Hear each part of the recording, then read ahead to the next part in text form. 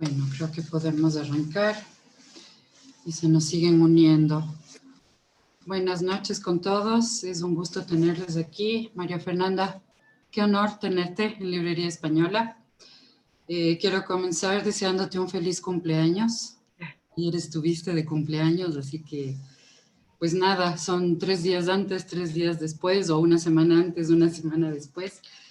Así que tengas un chévere cumpleaños y que este Muchas nuevo gracias. año sea lleno de éxitos y de cosas lindas.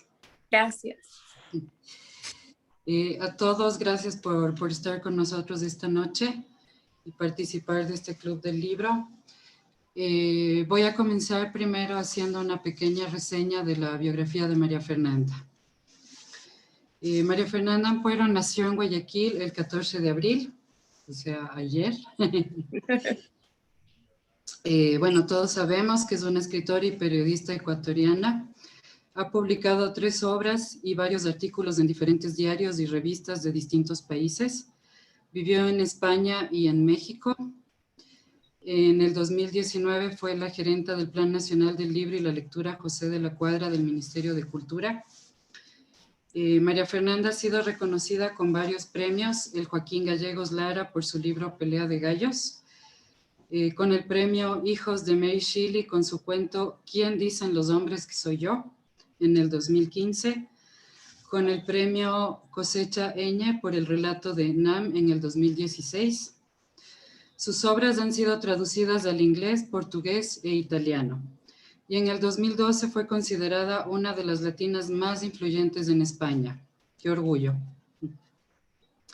Realizó sus estudios superiores en la Universidad Católica de Santiago de Guayaquil. Trabajó en la redacción del diario El Universo. En el 2004 viajó a España con la intención de ser testigo del proceso de migración de principios del siglo XXI de ecuatorianos hacia ese país. Se encontró con una cultura muy ajena a la propia y se vio incluida en la categoría de extranjera, como ella misma lo dice. Ser extranjera pobre es lo que es ser inmigrante. No tiene nada de romántico, ni nada de atractivo, ni interesante, ni folclórico. En el 2011 publicó su primer libro titulado Lo que aprendí en la peluquería, donde reunió una serie de artículos y crónicas que había publicado en casi una década en la revista Fucsia. En el mismo relata su experiencia como migrante, sus relaciones personales, además de críticas al machismo y reflexiones sobre las condiciones de las mujeres. En 2012 fue seleccionada entre los latinos más influyentes de España, como ya les había contado. El mismo año ganó el premio CIESPAL de Crónica y el de la Organización Internacional de las Migraciones a la mejor crónica del año. Su siguiente libro de crónicas fue Permiso de Residencia, publicado en el 2013 por Editorial La Caracola. Es una recopilación de historias sobre los migrantes en España. En el 2018 publicó su primera recopilación de relatos, Pelea de Gallos en Páginas de Espuma, donde trata la cruda realidad que se vive en el mundo, problemas de violencia, desigualdad e hipocresía de la sociedad en la que vivimos todos los días a nivel global. El lenguaje con el que se maneja la obra está fuera de relacionarse con algún modismo o jerga que identifique a alguna nacionalidad en particular, por lo que las historias y los personajes logran que el lector pueda identificarse desde su entorno. La obra fue elegida como uno de los 10 mejores libros de ficción del 2018 en un artículo del New York Times escrito por Jorge Carrión. Además de ganar el premio Joaquín Gallegos Lara al mejor libro de cuentos del año. Luego de esto llegamos a su actual libro, Sacrificios Humanos, publicado igualmente por Páginas de Espuma, en donde trata una serie de relatos que hablan de los sacrificios que están arraigados en la cotidianidad, la migración con todas sus consecuencias, la violencia, ese temor que muerde a los débiles, a los marginados, a los sacrificables en aras del silencio, de la desigualdad, el odio, el abuso y la muerte. Para mí es una obra que se perfila dentro del género del terror, pero escrita con una forma poética, de una fuerza simbólica y una tensitud que le pone a uno la piel de gallina. Debo contarte que una noche no pude dormir, María Fernanda. Tenía luego como sueños y y cosas relacionadas a tus cuentos. Fue bien fuerte. Sacrificios Humanos ha abrazado con plenitud el horror y algo de ciencia ficción. Con eso ha conseguido que su ficción, que no deja de ser dura, se desmarque de cualquier sentido de denuncia. Algo que algunas personas criticaron en su libro anterior, Pelea de Gallos, quizá por la manera en la que María Fernanda interpela a quien la lee, porque sus universos narrativos son oscuros y duelen. Hoy duelen e impactan desde otro lugar, un espacio que ayuda a encontrar algún tipo de respuesta. Porque eso es lo bueno del horror, no son historias sobre lo que se teme, son en realidad relatos para encontrar maneras de sobrevivir. Voy a decirles que quien quiera participar, quien quiera hacer preguntas, no está la manito para que alcen la manito, pero en reacciones pueden hacer la manito del dedo arriba para que puedan intervenir. Mi primera pregunta, María Fernanda, es ¿por qué el género del horror? Y además escrito a la vez con una dulzura. Es algo bien, no sé, como te decía, le enchina a uno la piel. Bueno, primero que nada, muchísimas gracias por la invitación. Yo siempre digo esto, pero no por dicho muchas veces, deja de ser una realidad, y es que ustedes no tienen idea de lo que significa que ustedes compren nuestros libros, eh, obviamente que los lean, pero realmente que los compren significa que existimos, digamos, que existimos no solo yo, sino un montón de gente que Juan Casamayor, el editor de Páginas de Espuma, para dar un ejemplo, que apostó por mí cuando no me conocía nadie como autora de ficción, cuando no se sabía si se iban a vender siquiera 10 libros de Pelea de Gallos, ¿no? Cuando no, bueno, él apostaba por mí, pero también es una apuesta ciega, decidir darle voz a un autor, a una autora nueva. Entonces, cada vez que ustedes ejercen el consumo de un libro, ustedes están permitiéndole a mucha gente como yo y como muchísimas otras personas que vendrán después la posibilidad de existir, de seguir escribiendo, de pensar que lo que están haciendo no es una tontería, ¿no? Si no existiesen los lectores, en verdad yo no seguiría eh, intentándolo, no seguiría intentando mejorar mi escritura y trabajando. Entonces, muchas gracias a los clubes de lectura, que son realmente un espacio que me parece casi milagroso, porque la lectura es una cosa muy personal y muy individual, y de pronto hay estos locos, 5, 10, 15 locos que deciden de esta actividad tan personal y tan individual y tan solitaria, hacer de eso un grupo y hablar de cosas que yo o que muchas otras personas se han inventado, que son mentiras, mentiras muy reales, pero mentiras, y hablar de esas mentiras como si se nos fuera la vida en eso. Entonces, me parece que sin ustedes, de verdad, no existiríamos, y sin los grupos de lectura, probablemente no existirían las librerías. Así que gracias por ese lado y por la invitación de hoy. Estoy muy contenta de que estén ahí. Eh, bueno, ¿por qué el género del terror? Porque creo que es el que conozco más. Yo no soy, aquí voy a ser medio tajante, pero siento que en este momento de mi vida al menos sí te puedo decir esa sentencia, que yo no soy experimental. O sea, yo no soy una persona del desafío por el desafío, del desafío de la escritura por el desafío de la escritura. Me, y incluso te digo más, ni siquiera del arte por el arte. O sea, no, yo respeto mucho a las vanguardias, he sido muy, he sido y soy muy fanática de muchos autores de vanguardia, autores súper experimentales, que hacían cosas rarísimas, que hacían casi imágenes pictóricas con la literatura. Seguro que recuerdas alguno de esos poemas en los que hacen formas y los autores, bueno, como que estiran el elástico a lo más que pueden. Yo no hago eso, creo que no es ni mi llamado, ni mi deseo. De hecho, me parece que hay demasiados libros, y que lo experimental, en mi caso, ojo, no estoy desmereciendo a la gente que hace trabajo experimental, en mi caso hay un 80 y pico por ciento de que sea un fracaso, siento yo, y que exista un libro para mí que ni a mí que ni a mí me llena, que ni a mí me hace sentir orgullosa, me parece que es, bueno, más que problemático, corrupto, o sea, tramposo, ¿no? Entonces, yo, como te decía, yo siento que el género que yo manejo bien, pero por lectora y por espectadora de cine, es el género del terror. O sea, es decir, tú me dices, a ver, María Fernanda, dame 5 temas sobre los que tú te pudieras explayar durante horas, ¿no? Claramente entre los primero o segundo está el género del terror. O sea, yo veo terror desde que tengo, creo que 7 años. He visto todo lo habido y por haber. O sea, estoy al día en las redes sociales, sigo a todos los críticos del cine de terror.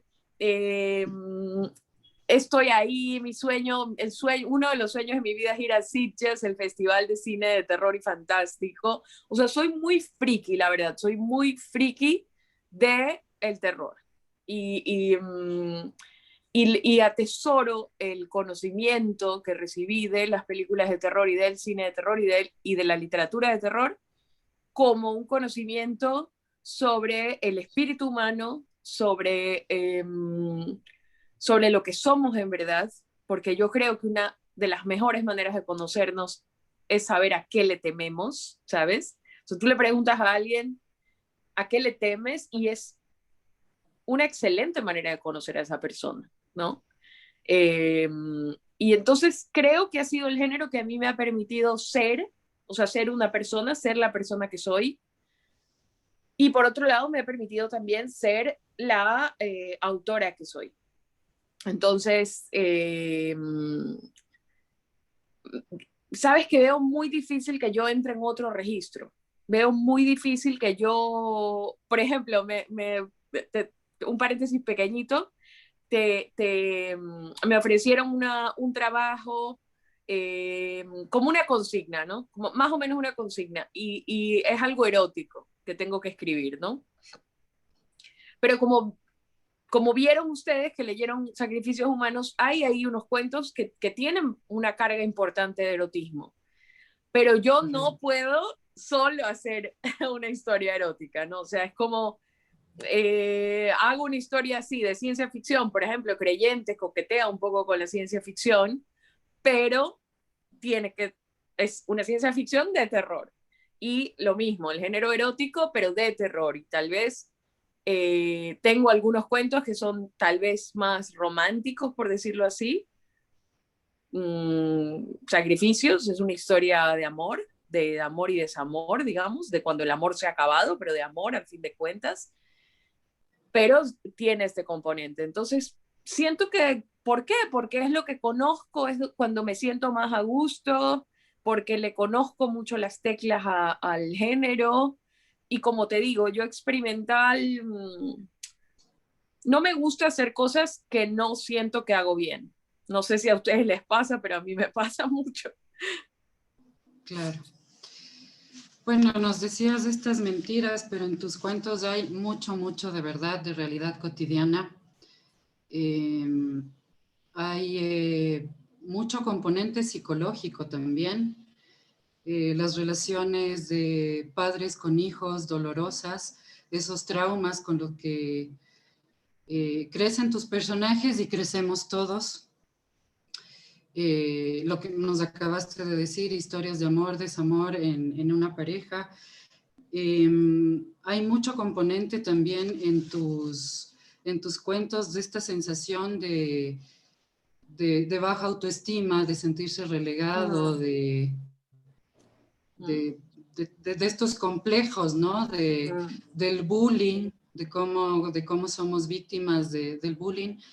Entonces, mentira, pues muy entre comillas, porque todo lo que dices de una manera muy dolorosa, pero poética, insisto, al menos para mí es así, en tus dos libros que he leído, Pelea de Gallos y Sacrificios Humanos, expones toda esta cuestión que es tremendamente real y de la que la mayoría no se atreve a hablar. Entonces, claro, en el primer cuento es el tema este de la migración terrorífica, ¿no? Sí, que Es realmente siempre es. siempre es, sí, siempre es. Pero relata la violencia a la que yo creo que los dos géneros, hombres, mujeres, estamos expuestos, pero sobre todo las mujeres, ¿no? En un fragmento relatas las decapitadas, las ahogadas, las que se comieron los peces, las desangrantes, las perforadas, las deshechas en ácido. Wow. Las golpeadas hasta la desfiguración. Ellas, todas ellas, pidieron ayuda a Dios, al hombre, a la naturaleza. Dice un extracto de tu primer cuento en biografía. Sí, claro, o sea, es verdad lo que tú dices, que ambos géneros están, sobre todo, bueno, en países como el nuestro o en situaciones de vulnerabilidad, ¿no? Como el caso de la migración, que es la extrema vulnerabilidad. O sea, es quitarte absolutamente todas las defensas que tienes cuando eres ciudadana de pleno derecho, ¿no? De un país. Comenzando porque al vecino te conoce y le puedes pedir ayuda, ¿no? Te vio crecer en esa calle. Pero las mujeres tenemos una cosa entre las piernas que por el que nos pueden destruir de una manera, para mí, incluso más grave que la muerte. O sea, ¿qué es lo peor que se puede imaginar un hombre que le hagan? Que le asesinen, ¿no? Es como, lo mataron, o sea, lo mataron por un par de zapatos, es como lo que, no puede ser, es tremendo esto. Pero es que nosotras, lo que nos hacen a nosotras es, yo siempre, siempre, siempre cito esta frase de Nick Pizzolatto, el autor de True Detective, que dice que hay cosas a las que no se sobreviven aunque no te maten. Yo creo que la violación es una de ellas. O sea, yo creo que las mujeres que han sufrido una violación especialmente traumática son, son mujeres que no la sobrevivieron, aunque siguen vivas. ¿Me explico? O sea, que eso siempre vuelve y eso transforma completamente tu relación con el placer, no con el placer sexual, con el placer. O sea, ¿qué persona más muerta sino alguien a quien el placer le trae recuerdos de, de, de un trauma y de una tortura, ¿no? Como es la tortura sexual. Entonces tú y yo, como mujeres, cuando nos subimos a un taxi, ¿no? Que yo no sé si un hombre está pensando, ojalá que al taxista no se le meta el diablo, que meter el diablo es simplemente que actúe como actúan los machistas y diga, pues esta mujer está aquí, está a mi merced y está aquí en el asiento de atrás, ¿no? Y yo le puedo hacer lo que sea. Por lo menos mirarla de arriba abajo, desnudarla con la mirada, ¿no? Que eso lo hemos vivido todas y que yo no sé hasta qué punto los hombres son conscientes de cómo nosotras cada día que salimos a la calle sobrevivimos a un montón de situaciones que nos hacen sentir furia, ira, repugnancia, miedo, inseguridad, vulnerabilidad. Entonces, por supuesto que en el caso de alguien que ha emigrado, una mujer que ha emigrado, pues es que no tengo que irme más lejos. O sea, no sé si has escuchado, pero hay muchas denuncias de organizaciones de derechos humanos y de migración que hablan de la coima que le piden a las chicas venezolanas que han elegido Ecuador para vivir, que es coimas sexuales, ¿no? De la policía para dejarlas ir, de los propios compañeros de viaje para cuidarlas, ¿no? Entonces, no está lejos de nosotras, no está al lado. Correcto. Sí, es súper fuerte. María Fernanda, la intertextualidad presente en algunos de tus cuentos como Creyentes En este relato aparece un hecho histórico que nos regresa de Madrid a Ecuador. ¿Por qué decidiste incluir y recordar en este cuento con aire de ciencia ficción la matanza de los obreros y a su vez el clásico de las cruces sobre el agua de Demetrio Aguilera Malta? Mira, yo siempre he sentido que, que esa ceremonia, ese recuerdo del 15 de noviembre y de la matanza obrera, yo siempre he sentido que es una cosa que es como la gran historia de fantasmas de Guayaquil. O sea, Guayaquil es una ciudad que tiene muchas posibilidades de ser una ciudad fantasma, porque es una ciudad que se ha quemado, ¿sabes? Una ciudad que era asediada por los piratas, o sea, que tiene mucho como de romanticismo, entre comillas, porque es terrible, un romanticismo muy violento, pero tiene esta cosa, ¿no? De los piratas y el puerto y el asedio y los incendios y todo. Entonces, en Guayaquil, claro que hay muchos fantasmas, ahora más con todos los fantasmas del COVID, ¿no? Es una ciudad fantasmagórica donde penan no solamente los muertos, sino los sueños de la gente, los ahorros de la gente, ¿no? Las posibilidades de la gente de salir adelante, la casa que construiste con tanto esfuerzo y se llevó uno de los inviernos, o sea, es una ciudad en la que todo peligra constantemente. Pues yo siento que esta historia, que además tiene que ver con el río y esta cosa de echar cadáveres al río, fíjate cómo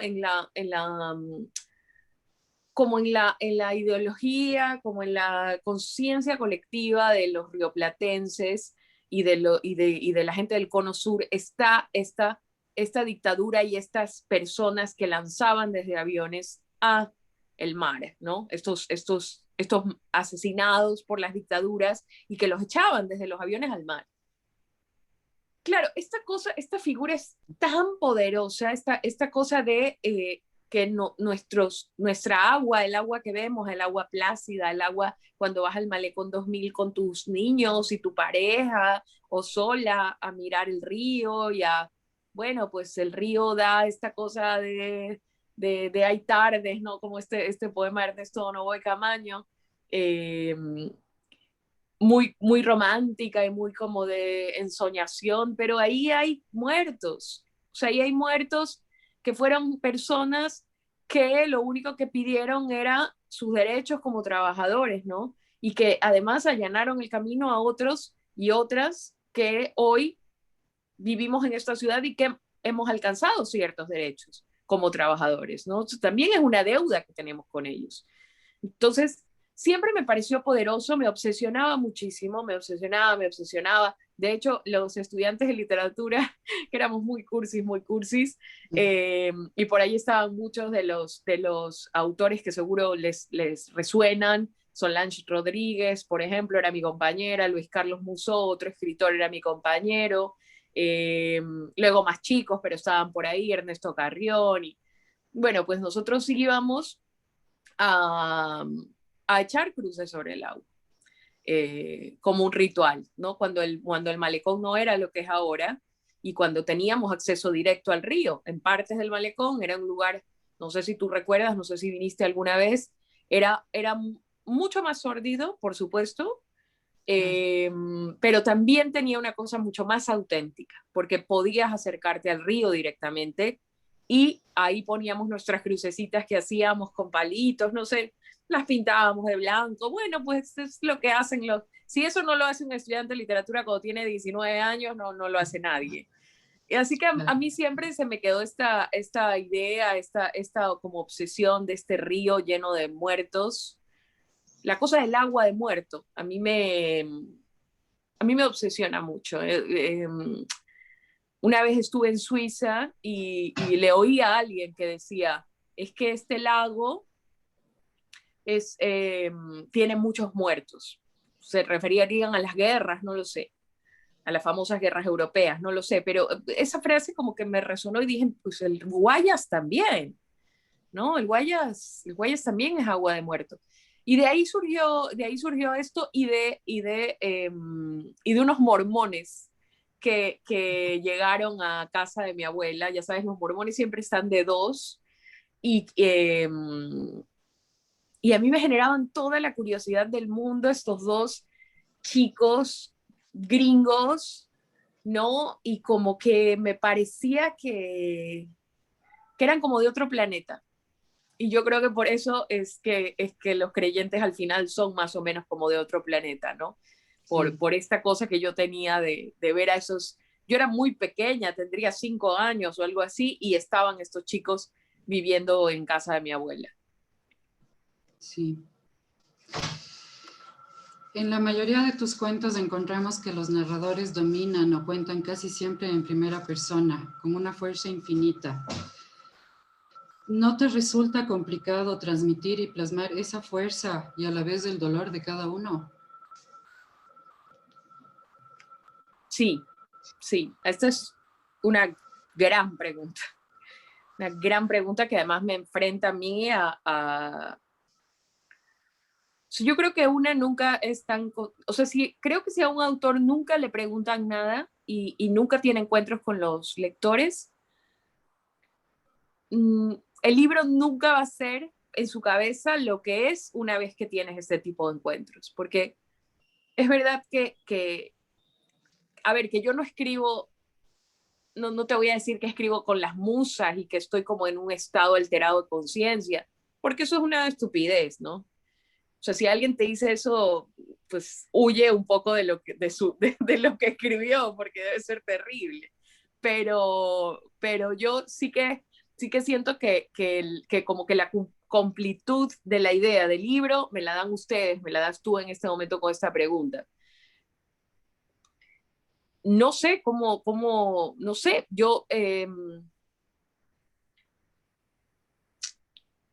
no sé si lo logro del todo, de hecho, te voy a decir con honestidad. O sea, yo intento huir del patetismo y intento huir de esta conmiseración que se nota falsa, que es como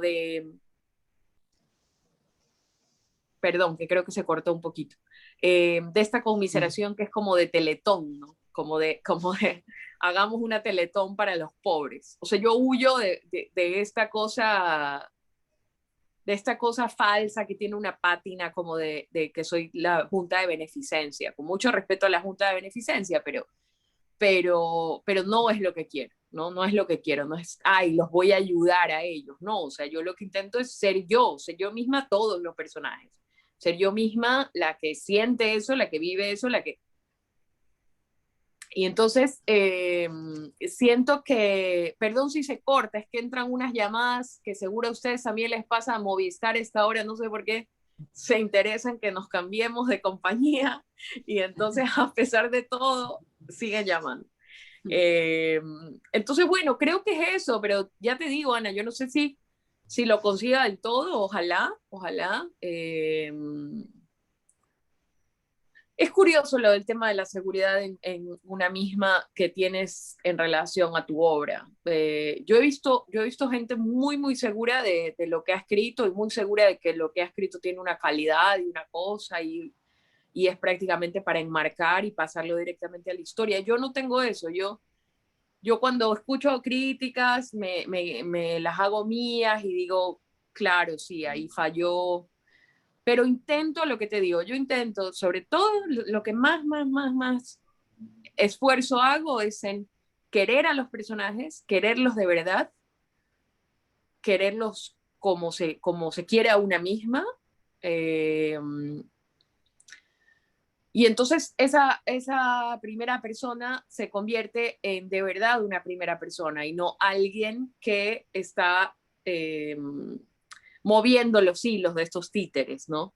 De estos títeres patéticos o que tienen vidas que les van a pasar cosas terribles, sino que soy yo misma. Intento eso, bueno, que creo que, por supuesto, esto no lo estoy inventándomelo yo, la cosa de hacer de carne y hueso a los personajes es el intento más antiguo y más genuino y que no se acabará nunca de la escritura, ¿no? Dotarles de vida. Pero no sé si te he respondido porque te digo, no he pensado en eso y bueno, me quedo, vas a ver que me voy a quedar con esto de run run durante mucho tiempo. Bueno, como lectora puedo decirte que yo sí siento que lo logras, porque lo transmites sin duda. Sin duda, o sea, se nota claramente que tus personajes son mujeres rotas y violentadas y también son hombres desesperados y hundidos. También tienes monstruos sensibles Mm. y todos ellos se friccionan, viven, matan impulsados y sufren también, ¿no? En todos podemos sentir cómo pueden ser a la vez víctimas y verdugos, entonces, Mm. como desde mi punto de lectora te lo digo, lo logras y gracias por eso. Gracias a ti. Quisiera abrir las preguntas a todos nuestros participantes. No quiero acapararte toda la noche. Creo que todos querrán conversar contigo, hacerte preguntas. Entonces, adelante chicos, por favor, quien quiera preguntar algo. Adelaida, adelante.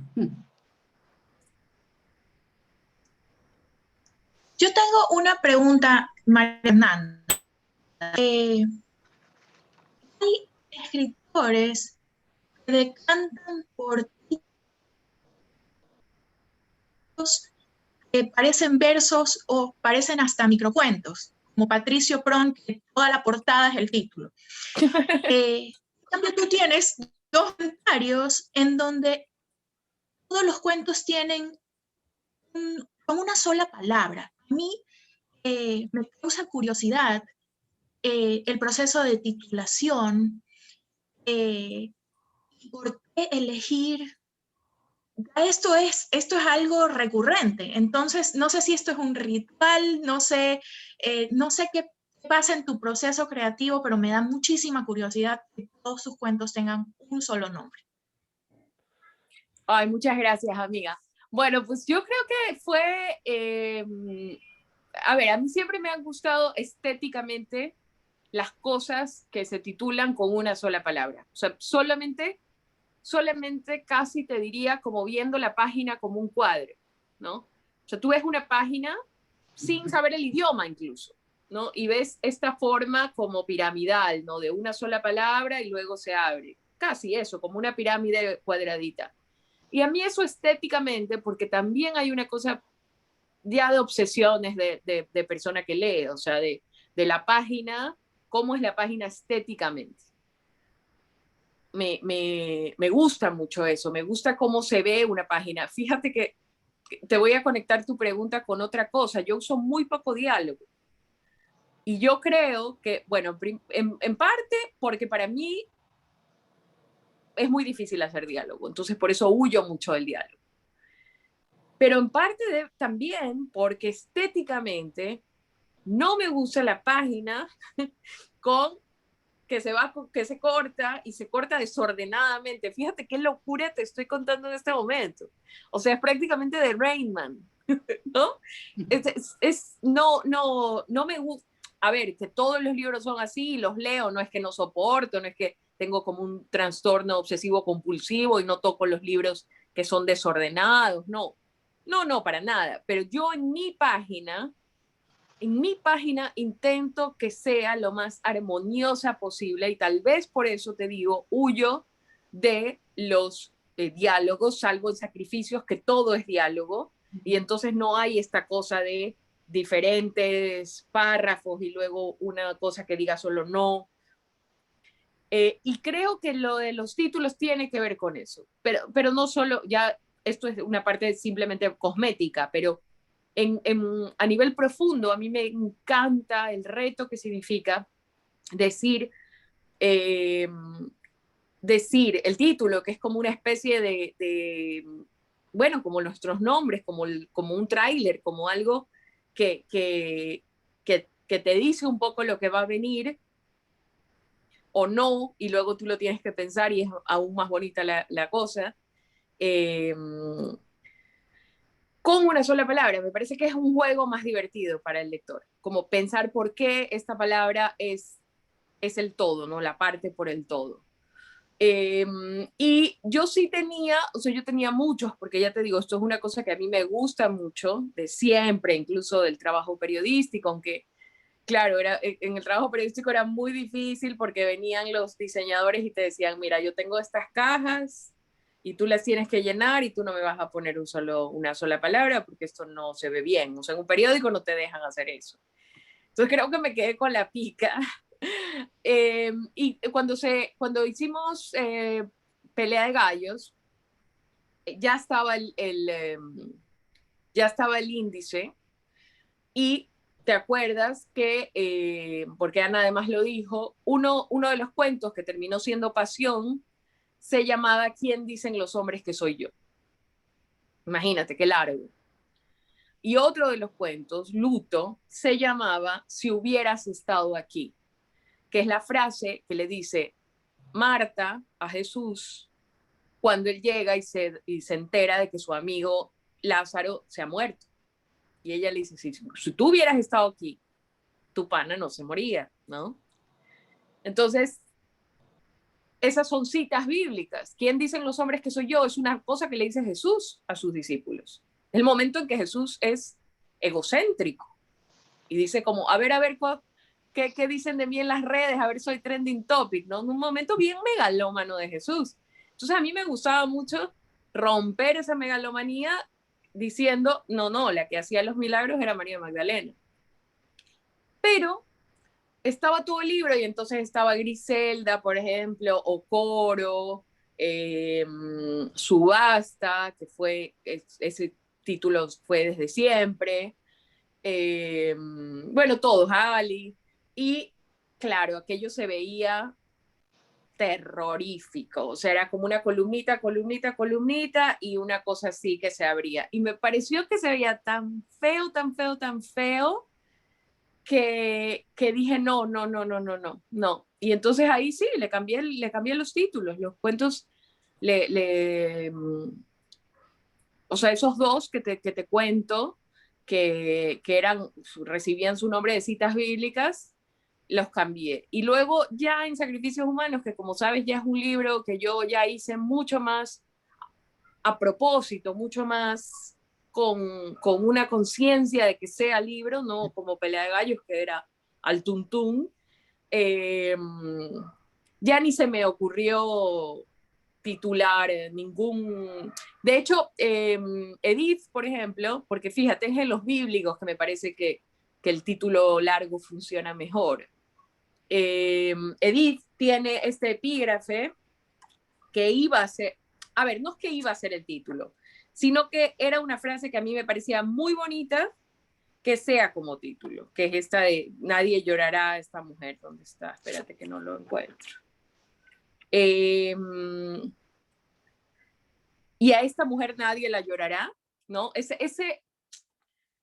sea, como que cuando yo uso los epígrafes, también de alguna manera ese epígrafe es un poco el título, ¿no? Y entonces era este poema de Ana Akhmatova que está dedicado a Edith, a la mujer de Lot, ¿no?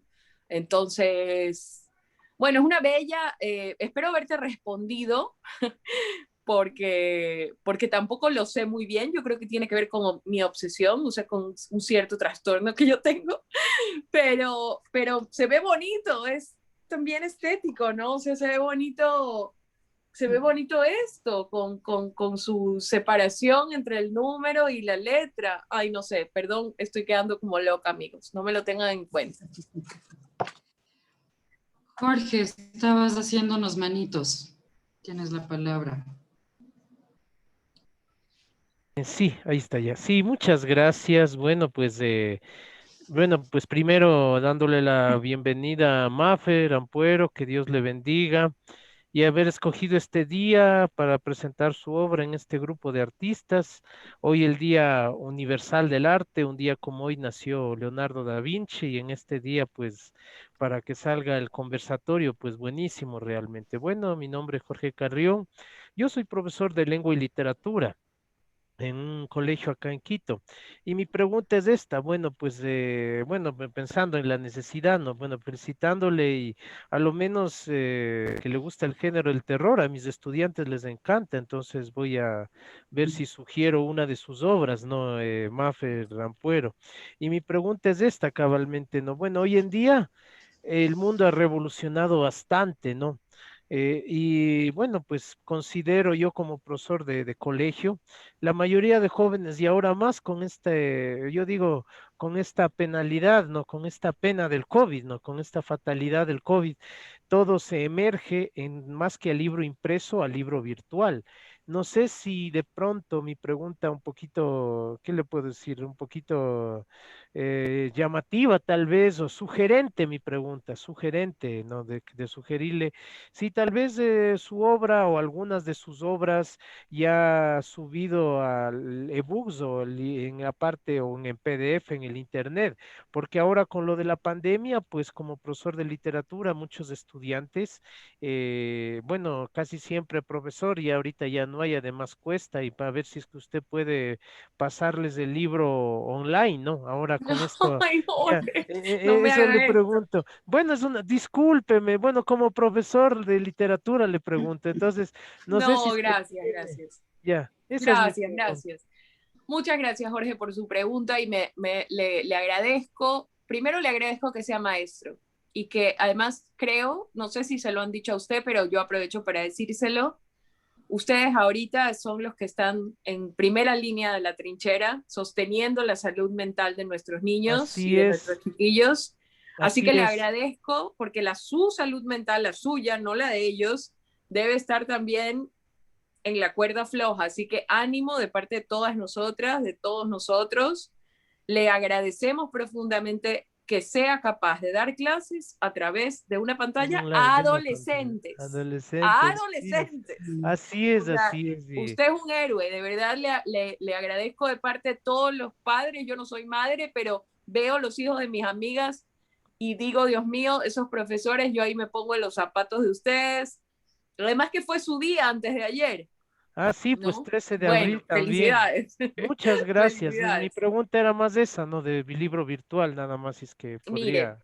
el libro se puede comprar virtualmente. Yo aquí aquí entro como en una especie de dilema personal, porque claro, yo trato muchos temas sobre desigualdad social, sobre migración, sobre pobreza, sobre la gente que tiene dificultades de acceder a las cosas.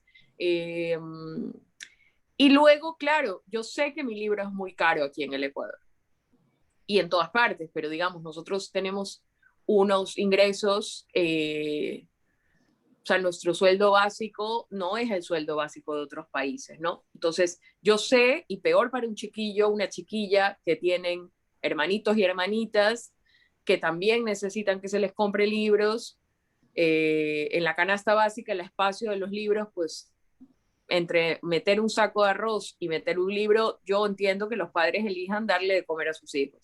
Yo entiendo eso. Pero luego viene la parte también de que no soy yo. Si fuera solo yo, le juro por Dios, o sea, de hecho mi libro, esto no lo debería decir, pero ahí está, mi libro, Permiso de Residencia, está subido libre porque nunca lo reeditaron Ya, y pues bueno, ya cumplió su ciclo y ahí está. Pero ¿qué correcto, pasa? Que Pelea de Gallos y este nuevo libro son libros que le permiten vivir a mucha gente. O sea, por como supuesto. usted es profesor, Ya, el editor es editor, el distribuidor es distribuidor, el librero es librero, quien lleva la prensa hace su comunicación, es decir, hay todo un circuito de gente, incluso el señor que tiene el camión que lleva las cajas de la bodega a las librerías. Incluso ese ya, señor gana bueno, con lo que yo escribí, digamos. claro que sí, por Entonces, supuesto. es súper difícil para mí esta, esta pregunta, porque por Ya, supuesto que yo soy una persona que cree en la cultura libre, eh, pero no gratuita. Es decir, yo creo que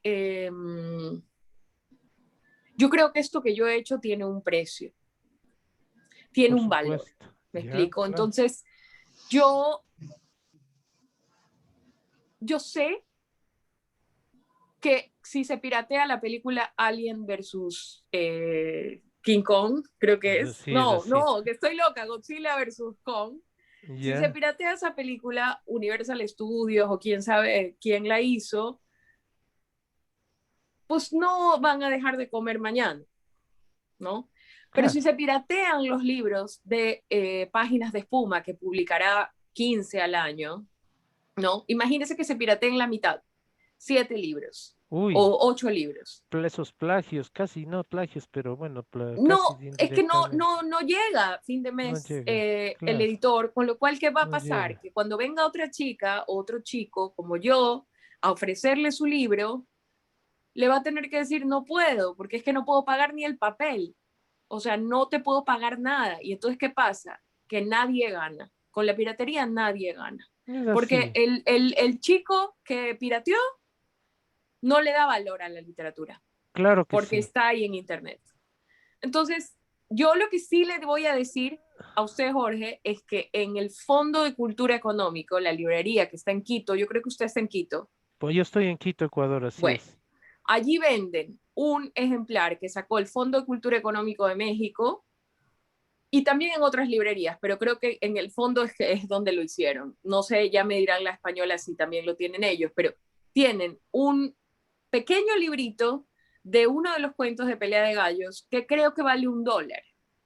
Entonces, de verdad le digo que el que un chico, le digo yo como adolescente lectora que fui, Ok, el hecho de que un libro sea de una, o sea, le pertenezca, no está en la computadora, no está en el teléfono, está, lo puedo tocar, no, lo puedo leer, lo puedo sentir, lo puedo abrazar si me gusta. ya. Eso de ahí es muy, muy valioso, muy valioso. Entonces, yo, bueno, yo le pediría como profesor de lengua y literatura que les diga a Dígame, los sí. chiquillos que intenten en lo posible, así como van al cine y pagan $8 la entrada, más quién sabe Ya, cuánto vale el canguil y la cola, sí. se compren su libro. Oh, ok, ya está bien, muy bien su forma de pensar Muchas realmente, gracias. sí. Y aunque yo considero algo, no delimitando, pero claro, esto del pirateo, pues yo considero que igual, tanto en el libro impreso como en el internet está al acecho, ¿no? Cuando un libro es bonito, también, no solo no solo ha habido pruebas, no solo antes de que llegue esta revolución del internet, los libros impresos también se los pirateaba.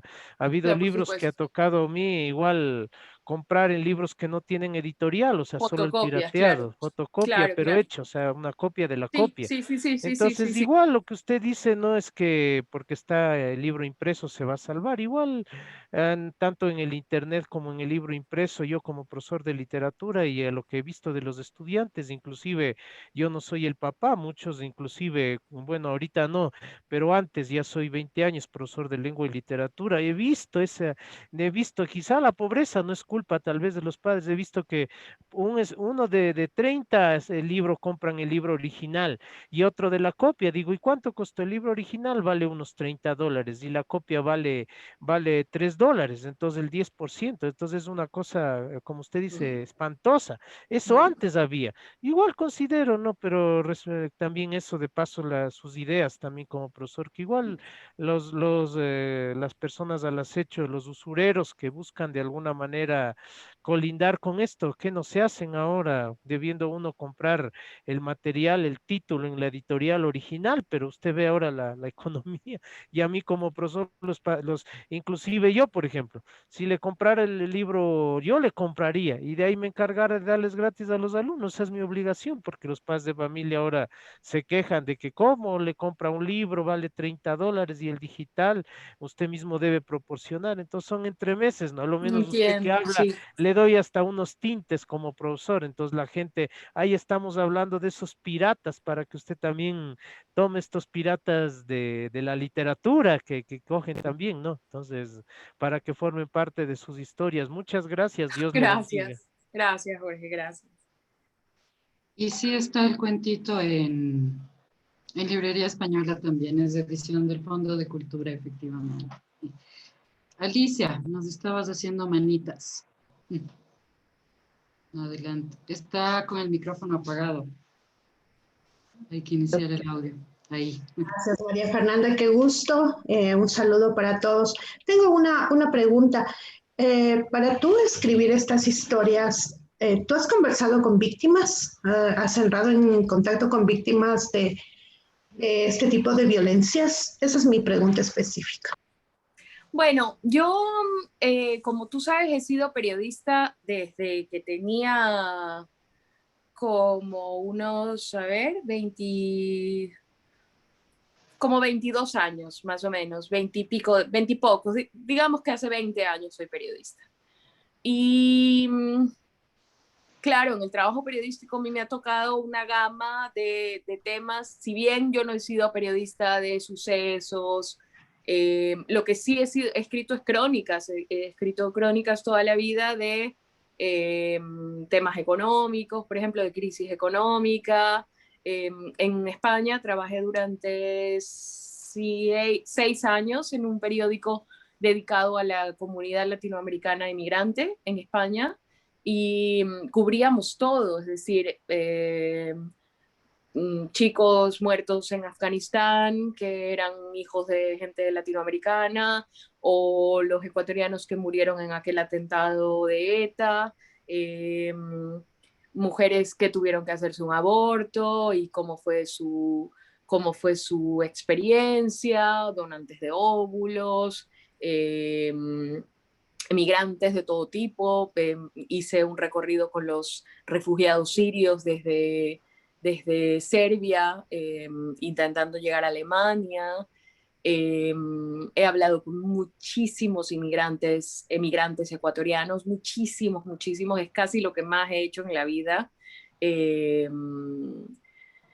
Entonces, pues sí, o sea, sí siento que el trabajo periodístico me permitió hablar con mucha gente, mucha gente, que quizás han sido quienes me han permitido alcanzar una voz que sea verosímil, que sea poderosa, que sea genuina, y que llegue a la gente, ¿no? O sea, que sí, no para este libro he entrevistado a nadie o para el anterior, pero sí que en mi vida, en mi cabeza, y mi alma, o lo que se llame, o lo que sea el alma o el espíritu, quedan todas esas personas que yo he visto rotas, que yo he visto llorar, que yo he visto reír también, que yo he visto gozar.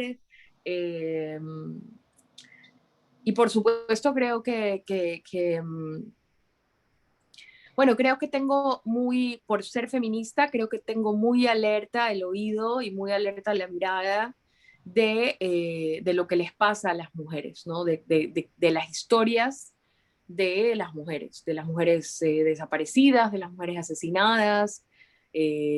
Hace poquito hubo un caso de una chica guayaquileña a la que asesinó su marido, ¿no? Y que fue una historia súper cruenta y súper salvaje. O sea, le pegaron el cráneo con brujita, ¿no? Con super bonder, o sea, una cosa como que la gente habla mucho de lo salvaje que es mi literatura, pero yo no me he podido imaginar a un tipo que supuestamente amaba a su mujer y que la mata, y que para que encima no se sepa le hace esto, ¿no? O sea, imagínate en el calor del momento con un cadáver ahí a tus pies y tienes la sangre fría de decirle a sus padres que se cayó, ¿no?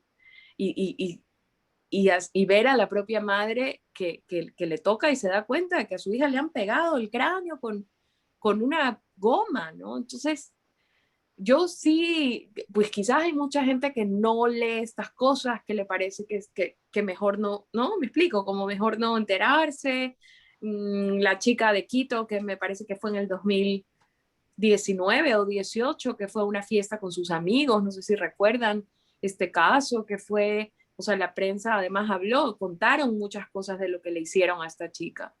Y eran una más, o sea, de película de terror, en serio. O sea, que involucraba botellas, o sea, una cosa como de gore, de cine gore, de cine de slasher, o sea, había sangre en las paredes, una cosa de locos, y yo, pues no por morbo, sino porque yo creo que es mi trabajo, como también como porque tengo columnas de opinión y hay gente que me entrevista, como en este momento ustedes, y yo tengo que saber lo que pasa para poder decirle a la gente, oye, es que esto está pasando en tu barrio, o sea, esto está pasando bajo tus narices, o sea, que no estamos hablando de una favela de Brasil, ¿no? O en Ciudad Juárez de México. Estamos hablando de nuestro país, ¿no? Entonces, creo que eso, creo que es que mi trabajo periodístico me ha servido no solo para yo haber entrevistado gente, sino también para poder leer las historias con otros ojos, ¿no? Y enterarme más.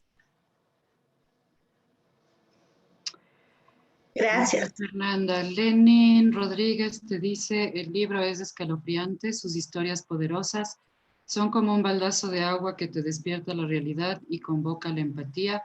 Feliz cumpleaños, Mafer. Gracias, Lenin. No sé si anda por ahí, pero gracias, amigo. Ya, ahí está conectado. Luisa, estabas haciéndonos manitas. Sí, hola a todos, qué gusto estar aquí. Gracias, María Fernanda, que es un orgullo estar aquí y poder preguntarte. Entonces, también muchas gracias a Librería Española. Y yo tenía más bien una curiosidad. Me llamó bastante la atención la portada, que sea precisamente de Marcela Rivadeneira. Y entonces, la pregunta es, ¿tenías tú alguna intención? Porque obviamente es muy simbólico, como todos los collages de Marcela, pero yo quería saber tú, como que le dejaste leer y le dijiste, saca algo de ahí, o tenías ideas y elementos que querías que implementase y fue algo como bastante directo con un mensaje que querías que plasme. Eso, gracias. Es bella esa pregunta, Luisa. Muchas gracias. Es bella, bella, porque además me permites hablar de Marcela y de la admiración que le tengo. Mira, es la parte de hacer las portadas. Es muy loco porque el libro es tuyo, ¿no? Tú lo escribiste. Entonces, claro, tú crees que tú tienes derecho a elegir y a decidir todo, porque tú has decidido todo. Pero claro, luego llega el momento en el que el editor agarra tu libro y dice, bueno, pues esto ya, aunque es tuyo, es mío también, ¿no? Es mío y yo soy la persona que sabe vender. Yo soy la persona cuyo sello va a ir en la portada y entonces yo decido que va a ir. Entonces, lo mismo pasó con Pelea de Gallos. Yo al principio tuve muchas dudas de esa portada, que ahora la amo y que me parece que además, o sea, me es inimaginable otra portada que no sea esa patita de un gallo con una cinta roja.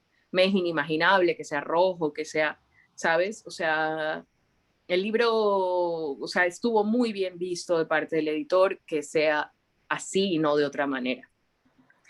Pero claro, aquí venía la cosa de busquemos una portada. Y además muy rápido, porque el libro, yo un poco empecé a proponerlo en septiembre.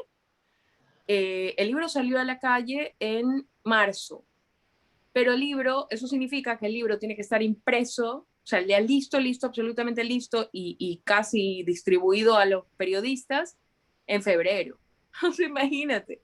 Entonces, esta decisión de la portada fue prácticamente diciembre y principios de enero. O sea, desde septiembre, no es que hubo más tiempo. Y entonces a mí me empezó a entrar una desesperación porque las propuestas que había de portada no me gustaban, no me gustaban y no me gustaban y no me gustaban.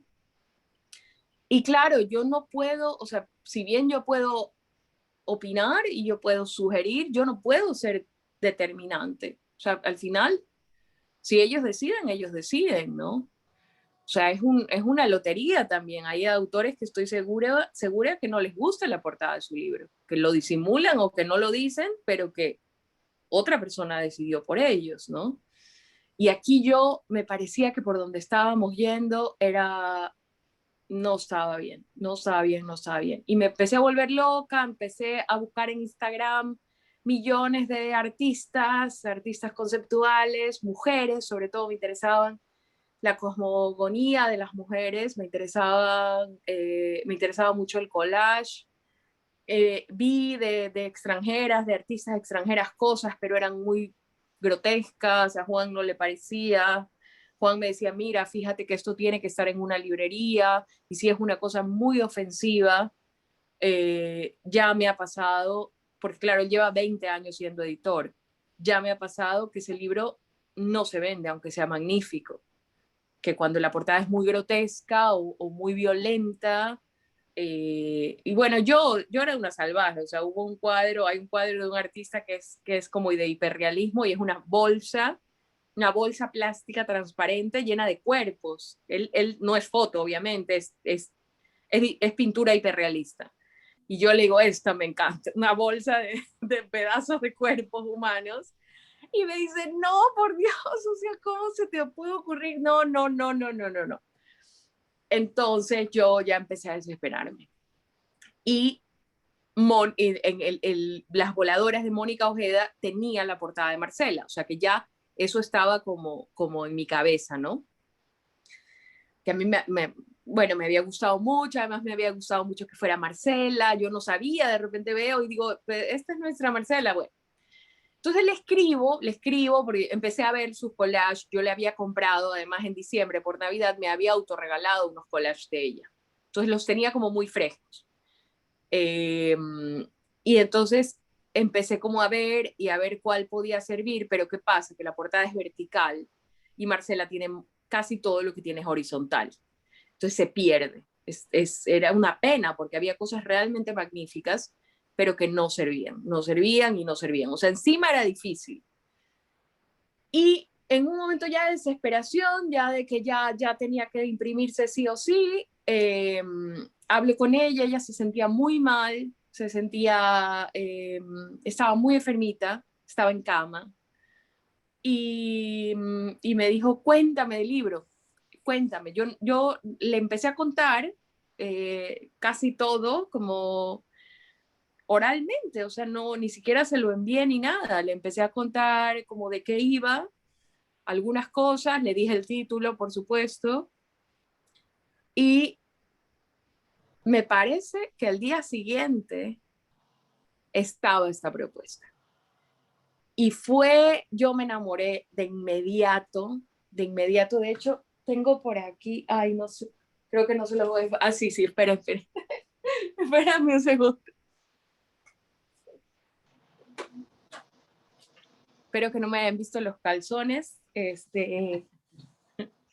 Me regalaron, se las muestro porque Adelaide anda por ahí, me regalaron esta camiseta ayer por mi cumpleaños, que me la iba a poner, pero no sé, me olvidé.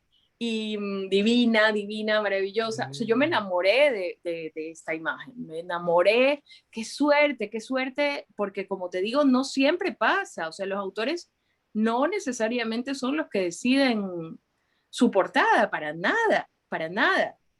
Y a Juan le gustó. Él me había dicho que no a un montón de propuestas, que no, uy, no, eso no. Y cuando le mandé esta, me dijo, vamos a hacer unas pruebas. Y bueno, pues le empezaron a hacer pruebas y yo así rogando que me dijera que sí, porque la alternativa de verdad que no me gustaba nada. Y ¿sabes qué? Estoy segura, ahorita con la distancia, estoy segura de que hubiese sido un error.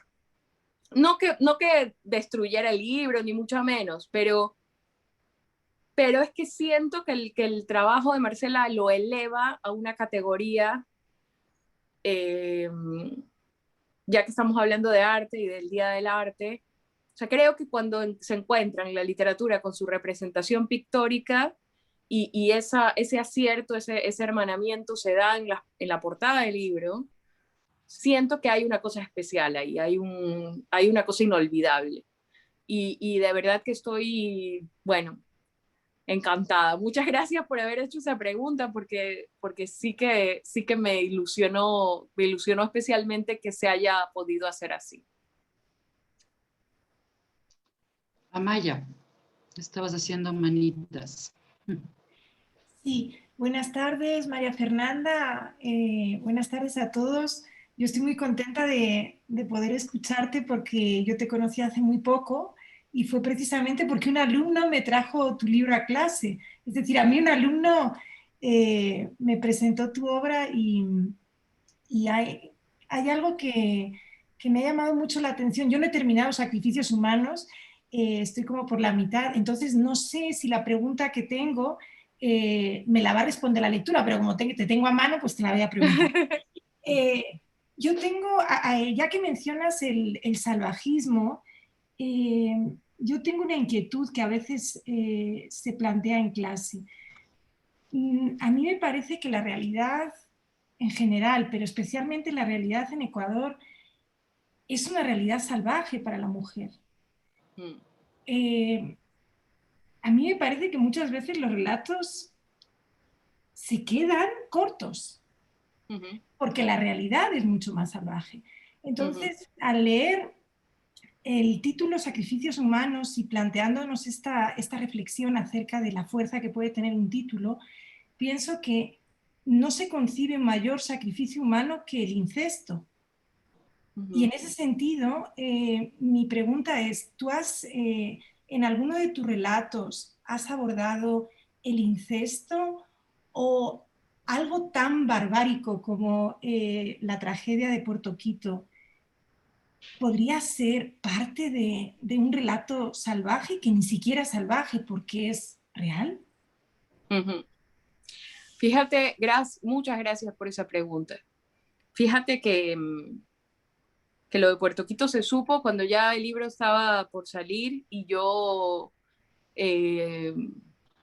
claro, yo quedé conmocionada, pero no sorprendida, digamos. Fíjate lo horrible que es este país, que a pesar de que hay una cosa tan grotesca y tan inenarrable, no nos sorprende porque es que esto fue a gran escala, pero en cada familia, me atrevería a decir que en cada familia hay una historia, probablemente no tan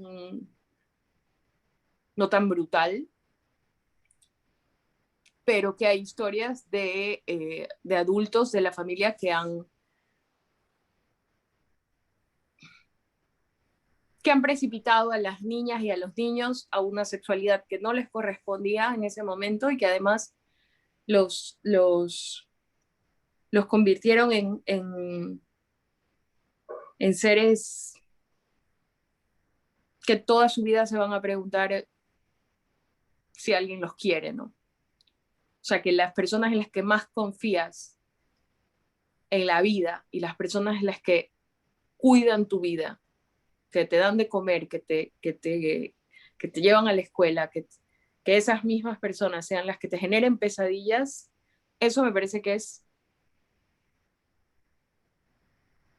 imperdonable, o sea, absolutamente imperdonable. Y pasa muchísimo. O sea, por supuesto no se dice porque este es un país de la ropa sucia se lava en casa o como escuché hace poco de que bueno, es una historia muy larga, pero me suena que eres española, entonces entenderás que yo estaba muy enganchada a lo que contó Rocío Carrasco, la hija de Rocío Jurado, la gran Rocío Jurado, sobre su vida y su matrimonio, ¿no? Y entonces a mí me interesó mucho esto, no por el chisme, sino por cómo una mujer tan famosa pudo haber vivido 20 años, unas torturas psicológicas de parte de su exmarido y que toda la sociedad estaba a favor de él. Y ella decía esto que le repetía a su madre, que era que la casa arda, pero que no salga el humo. Fíjense. Y eso es una cosa que nosotros hacemos mucho también. Entonces, por supuesto, eso significa que somos cómplices, porque cuando tú sabes que alguien en la familia, un tío, un abuelo, un primo, un papá, un hermano, toca a sus hermanitos o hermanitas, tú en ese momento, ¿qué es lo que tienes que hacer? Pues separar a esas personas, ¿no? O sea, sabes que están haciéndole un daño al niño, a la niña, y que la persona que lo hace está en la casa. Para mí, mi lógica dice, agarro esa criatura y me voy o sea, esa persona se va, pero esa persona y mi criatura no van a estar juntas nunca más. Pero no, esto no pasa. Esto es un país que tiene una tasa de incesto, una tasa de embarazo infantil y adolescente de las más altas del mundo. ¿Quién embaraza a esas niñas? No son otros niños, necesariamente. Esa es la gran pregunta, ¿no? Cuando se habla de la tasa de embarazo infantil, muy poco se la relaciona con la causa real, que es que esas niñas, muchas de esas niñas están embarazadas de gente de su círculo cercano, ¿no? De adultos de su círculo cercano. Entonces, yo vi lo de Puerto Quito con absoluto pavor. Yo sí he abordado el incesto en algunos relatos de Pelea de Gallos y bueno, sobre todo hay uno que se llama Ali en Pelea de Gallos, que es básicamente sobre el tema y lo que te hace eso cuando eres ya adulta y madre de tus propios hijos. Pero sí es un tema que abordarlo directamente, o sea, abordarlo como desde la infancia y quizás hablando desde el niño o de la niña, todavía no lo he hecho porque me da pavor, porque me parece que es entrar en el infierno. Yo no sé si tú has leído Nefando, la novela de Mónica Ojeda, que es una novela sobre el incesto y la pedofilia, y sobre la Deep Web, que es esta parte del Internet que está encriptada, donde se pueden comprar órganos, armas y pornografía infantil, ¿no? Entonces, la novela de Mónica, ha sido una de las poquísimas obras literarias en mi vida que yo he tenido que dejar, sintiendo, bueno, lo que me decía Ana que sintió, esta cosa de que se le venían los sueños, o sea, sintiendo asco físico, o sea, sintiendo realmente que me sentía enferma físicamente. Y creo que es nuestra asignatura pendiente, además. Creo que como país, hablar claramente de que más niños y niñas de los que creemos han sido tocados por sus familiares o por los amigos de sus padres. De eso también hablo un poco, pero no me he metido, pero quizás algún día probablemente sí que escriba sobre Puerto Quito, probablemente que sí.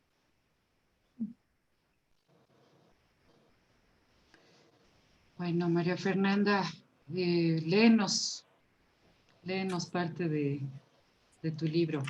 Bueno, pues no sé si... La verdad es que como es un libro tan nuevo, bueno, a ver, voy a leer esta parte, esto me gusta. Hay gente que nace para desarrollar el instinto maligno de sus parientes, su deseo de dominación, su perversidad.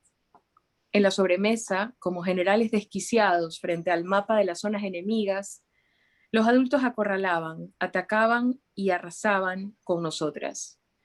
Decidieron que yo, morena, patucha, tosca, regordeta, fuera el territorio enemigo. La mácula en la sangre. Eso que salió de las porquerías que hizo algún ancestro con los oscuros.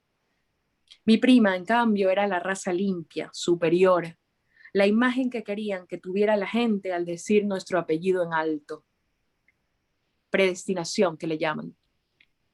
La carcajada idiota de Mariela servía a mi prima como una risa ventrílocua. No soy yo quien se ríe de ti, primita, es Mariela. Pero peor era quedarse en casa y que mis padres me compadecieran por perdedora. Que mamá entrara cada cierto tiempo a mi habitación a sonreírme con la sonrisa más nauseabunda. La de qué cagada que seas tan gorda. Me das lástima. Todo lo que te estás perdiendo. Lo bueno de la vida. La mirada ardorosa de los chicos. Ser deseada, linda. y que mi papá le montara la clásica pelea de tú no te ocupas de ella, mira lo enorme que está, ponla a hacer ejercicio, haz algo, es tu hija. Cuando éramos niñas, mi prima y yo usábamos la misma talla y comíamos las mismas cosas. Nos encantaban la leche condensada, los granizados de rosa, el pan recién comprado, las gomitas, el arroz con choclo. Cuando crecimos a mí me siguió gustando todo eso, pero a ella ya no. Con la comida se fue también su humor, su gracia, lo que era antes de los espejos. Supongo que tener hambre todo el tiempo te vuelve despiadada. La gente la felicitaba. La abuela casi rompía a aplaudir cuando la veía. No debía ser tan malo tener apagada la luz que da vida a cambio de ser flaca. Yo todas las noches rezaba por apagarme como ella, adelgazarme como ella, reconvertirme como ella. Y al día siguiente, al primer gruñido del estómago, sabía que Dios no me había hecho el milagro. Odié al Dios que me creó, a su imagen y semejanza. Me odié a mí misma.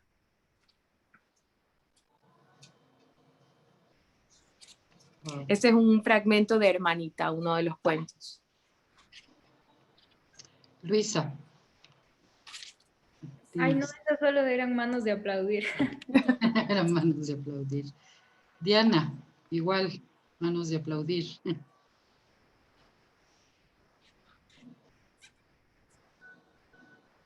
Vero, ¿quieres hablar? Sí, hola María Fernanda, ¿cómo estás? Cariño, muchas Hola, Ana. gracias. Has tenido unos días muy ajetreados, María Fernanda. Yo trabajo con la distribución de este libro en Ecuador. Saludos a todos. Y he podido estar al tanto de la agenda de María Fernanda. Ella presentó este libro casi que simultáneamente en España, en Argentina y en nuestro país. Próximamente también habrá ediciones, ¿no? María Fernanda en México, en Colombia, no me acuerdo en qué otro país, no me acuerdo si Chile o Uruguay. Y entonces esto es maravilloso para todos nosotros como, no solo como lectores de María Fernanda, sino como compatriotas de María Fernanda. Es un orgullo, es una alegría realmente, ¿no? Entonces, pues bueno, eso les contaba y sé que ha estado con una agenda ajetreadísima, llena de entrevistas.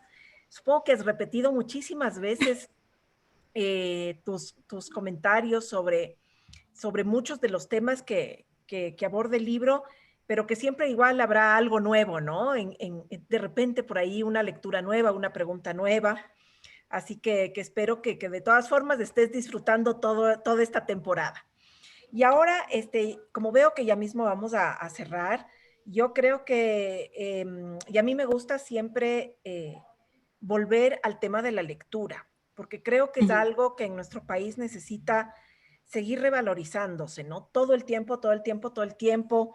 Sé que muchas veces en muchas familias no hay la costumbre de visitar la librería con sus niños o de visitar la librería uno mismo, para ver qué ha llegado, qué novedades, destinarle un pedacito así del presupuesto mensual para algo con lo que, algún librito con el que nos encariñamos. Yo visito muchas librerías y bueno, siempre cometo estos, ya para mí son pecados porque no es que me encariño con uno, entonces me encariño con muchos. Entonces, siempre me gusta preguntar a los autores, a los escritores, que fundamentalmente coincide que todos ellos son superlectores, porque si no, no podría haber literatura. La escritura no empieza así de la nada, sino empieza por la lectura. Y entonces quería saber, María Fernanda, ¿qué andas leyendo? ¿Qué te ha cautivado en las últimas semanas o meses? Cuéntanos un poquito, recomiéndanos algo. Bueno, muy bien. Siempre me pone eso en un aprieto porque, claro, hay que pensar que haya el acceso a ese libro, ¿no? Que no sea algo muy raro para que lo puedas encontrar y bueno. Y hay otra cosa que a mí me pasa también, no se lo digan a nadie, pero es que yo tomé la decisión hace ya varios años de que no voy a recomendar literatura escrita por hombres, porque ya está saturado el mercado de recomendaciones de libros, incluso infladas, de recomendaciones de libros escritos por hombres. Hay una expectativa que no hay con ninguna mujer de cuando fulano van a sacar nueva novela, ¿no? Entonces a mí eso me molesta, porque además ya no me va a alcanzar la vida y eso me da mucha rabia para equiparar la cantidad de lecturas que yo he tenido de libros escritos por hombres que la cantidad de lecturas que he tenido de libros escritos por mujeres. Eso me da mucha rabia, porque además yo estudié literatura, con lo cual creo que he leído un poco más que la media y me molesta que, a pesar de yo ser experta, entre comillas, la experticia que yo tengo es una experticia en hombres y en el canon escrito por hombres. Eso de verdad me molesta infinitamente. Entonces, por esa razón tomé esta decisión. A veces leo en el closet de algún hombre. Sobre todo leo Stephen King, porque Stephen King escribe como una bestia y siempre está sacando nuevos libros, y yo pues soy fanática del género del terror, así que le quiero mucho. Pero bueno, dicho esto, obviamente les quiero recomendar Las Voladoras, el libro de Mónica, el último libro de Mónica Ojeda, no solo porque Mónica estoy segura, es la mejor escritora que va a haber dado este país al mundo. Hablaremos nuevamente dentro de 30 años y sabrán que no estoy exagerando. Siempre repito esto también, Mónica tiene 30 años nada más. Y Mónica ha escrito ya varios de los mejores libros que se han leído en los últimos años. Entonces, estoy segura que el corpus que ella va a alcanzar dentro de 40 años nos va a dejar boquiabiertos. Así que nunca está de más leerla, pero además Las Voladoras es un libro de páginas de espuma, con lo cual es parte de mi cariño y de mi casa, porque siento que la editorial es mi casa, y porque además siento que Mónica ha hecho algo muy especial con este libro, que es darle la vuelta a algo tan antiguo, tanto como geográficamente como con material literario, que son los Andes.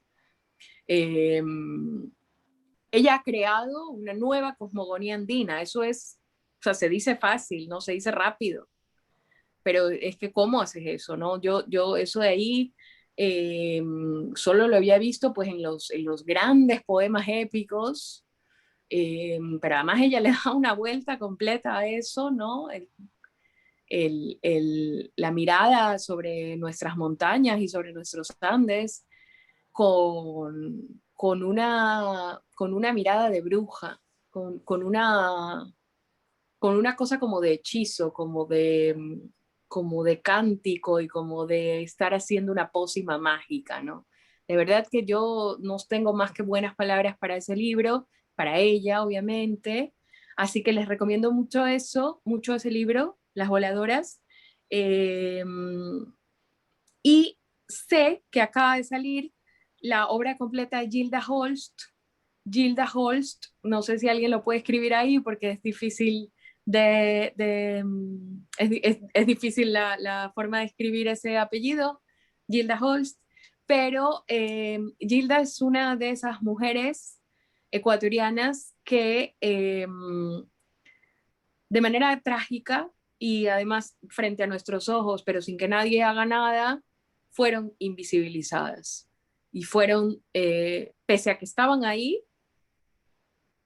fueron rechazadas y sacadas del spotlight del mainstream, ¿no? De la mesa de novedades tan importante en las librerías. Con Gilda se hizo una cosa muy cruel, yo la conozco mucho, la quiero mucho, fue mi maestra, la admiro mucho, y con ella y con muchas mujeres de su generación, que es la generación anterior a la mía, escritoras, Liliana Miraglia, por ejemplo, o Carolina Andrade, se hizo una cosa muy cruel, que fue asumirlas como un grupo, como la cuota femenina global, digamos, no como una mujer, no como una escritora, sino como un gajo, como quien dice, ¿no? Como si tú agarraras y dijeras, ¿quién es la mujer que escribe? Gabriela Alemán, Mónica Ojeda, María Fernanda Ampuero, no, Carla Vadillo, Daniela Alcíbar, o sea, una sola. Se hacían libros, se hacían colecciones, y todos los hombres tenían un libro suyo y las mujeres tenían una antología. Eso se hacía delante de todas.